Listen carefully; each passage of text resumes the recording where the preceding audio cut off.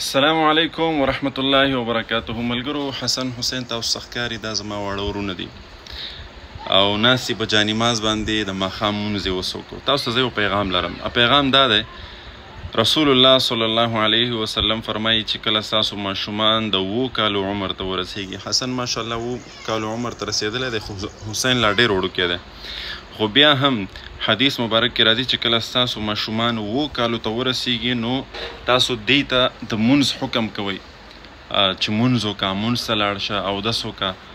خو وایي چې کله د 10 کالو عمر ته ورسیږي بیا د مونځ په باره کې تاسو په دې باندې سختی کوئ، یعنی ګزار نیم هم ورکوي که چېرته دې مونځ پرېږدي.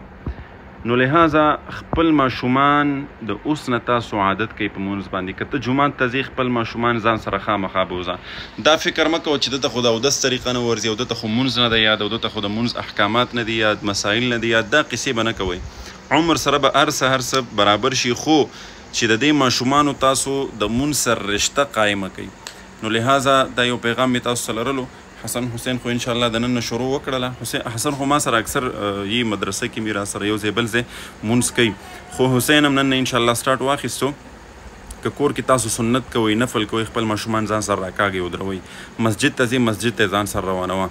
نو انشاءالله چې د دې د مسجد سره د مونځ سره رابطه جوړه شي، باقي د مانځه چې څومره مسایل دي او څومره احکامات دي هغه به خود انشاءالله یاد شي.